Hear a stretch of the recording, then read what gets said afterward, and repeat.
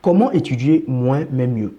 Si tu as déjà passé des heures à étudier et finalement tout oublié le lendemain, si tu as relu encore et encore tes devoirs, tes cours, mais que ton cerveau refuse de coopérer, j'aimerais que tu saches que le problème n'est pas ton manque d'intelligence, mais ta manière d'étudier.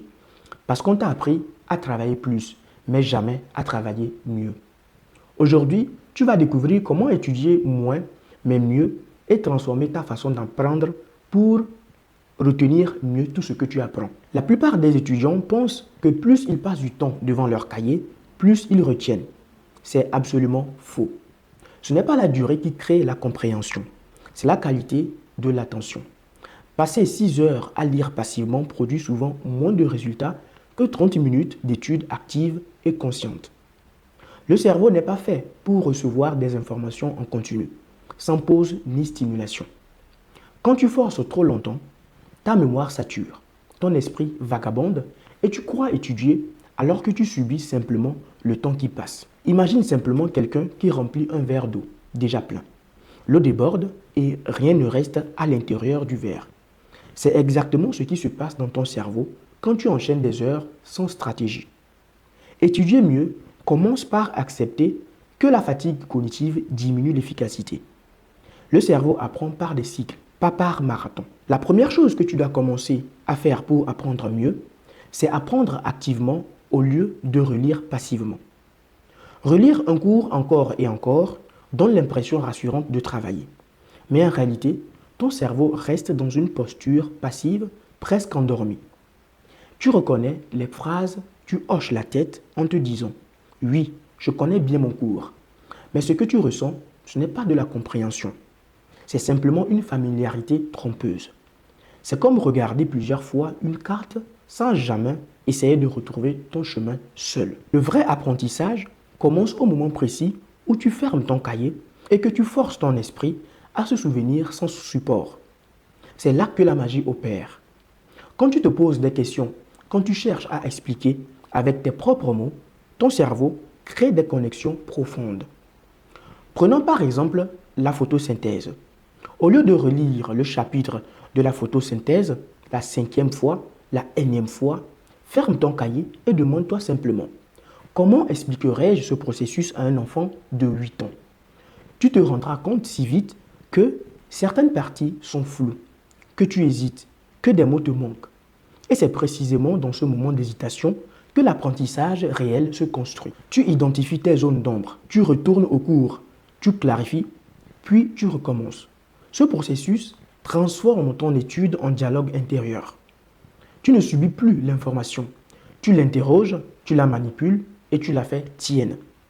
Petit à petit, tu passes du rôle de simple lecteur à celui d'acteur de ta propre connaissance. Et c'est ainsi que la mémoire devient durable, claire et solide. La deuxième chose que tu dois commencer à faire pour apprendre mieux, c'est utiliser la technique des sessions courtes et ciblées. Le cerveau n'est pas conçu pour maintenir une concentration intense pendant plusieurs heures d'affilée. Forcer au-delà de tes limites ne te rend pas plus sérieux, mais seulement plus fatigué et moins efficace. La technique des sessions courtes et ciblées repose sur une vérité très simple. Une attention intense sur une courte durée vaut 1000 fois mieux qu'une attention brouillée sur une longue période. La méthode la plus connue sur ce principe, c'est la méthode Pomodoro, avec ses 25 minutes de travail suivies de 5 minutes de pause. Respecte le fonctionnement naturel de ton esprit. Pendant ces 25 minutes de concentration, ton objectif n'est pas d'être parfait, mais d'être totalement présent. Pas de téléphone qui vibre, pas d'onglet ouvert inutilement, pas de regard perdu dans le vide. Juste toi et la tâche devant toi. Tu plonges dedans comme si le monde extérieur n'existait absolument plus. Et ce qui est étonnant, c'est que ces 25 minutes deviennent incroyablement productives parce que ton cerveau comprend qu'il n'a pas à tenir éternellement, mais seulement un court moment. Puis vient la pause. Et cette pause-là, ce n'est pas une perte de temps, c'est une recharge. Tu te lèves, tu respires, tu marches, tu détends ton regard. Ensuite, tu reviens plus tard, plus frais, plus lucide et plus efficace. Progressivement, tu remplaces l'épuisement par la constance, la pression par la fluidité et l'étude devient moins lourde et presque naturel. La troisième des choses que tu dois commencer à faire, c'est réviser intelligemment avec l'espacement. La répétition espacée repose sur un principe simple mais puissant. Le cerveau oublie naturellement et c'est justement en luttant contre cet oubli-là de manière intelligente que la mémoire se renforce. Réviser tout à la dernière minute crée un stress intense et une mémorisation fragile. A l'inverse, revoir un contenu à différents moments dans le temps grave l'information dans ta mémoire profonde. Imagine encore, par exemple, une graine. Si tu verses toute l'eau en une seule fois, la terre ne peut pas absorber correctement. Mais si tu arroses un peu chaque jour, la plante pousse, ses racines se renforcent, elle devient plus stable. Réviser avec espacement, c'est offrir à ton cerveau du temps de digérer, d'assimiler et de consolider ce qu'il apprend.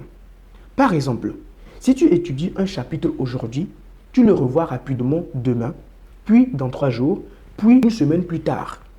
À chaque passage, l'information devient plus familière, plus claire, plus accessible. Tu n'as plus besoin de lutter pour te souvenir. Cela devient presque automatique pour toi. C'est une stratégie très puissante pour transformer une connaissance temporaire en un savoir durable. La quatrième chose que tu dois commencer à appliquer pour apprendre mieux, c'est comprendre avant de mémoriser. Mémoriser sans comprendre, c'est empiler des mots sans âme dans ta tête. Tu peux réciter, mais tu ne maîtrises pas. Comprendre, c'est donner du sens, c'est relier, c'est créer une logique intérieure.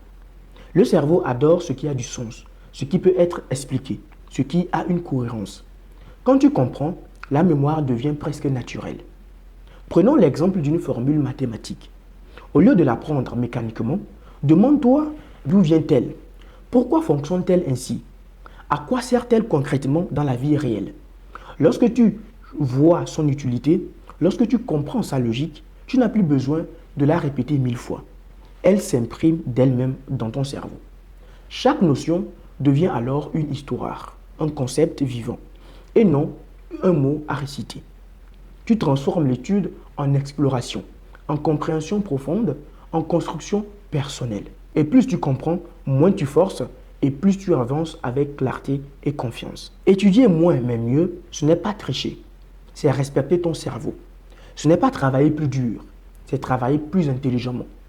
À partir d'aujourd'hui, ne cherche plus à remplir ton temps, mais cherche à nourrir ta compréhension. Et tu verras, moins d'heures, plus de résultats. Merci d'avoir regardé la vidéo du début jusqu'à la fin. J'espère qu'à partir de cette vidéo, tu amélioreras ta manière d'apprendre.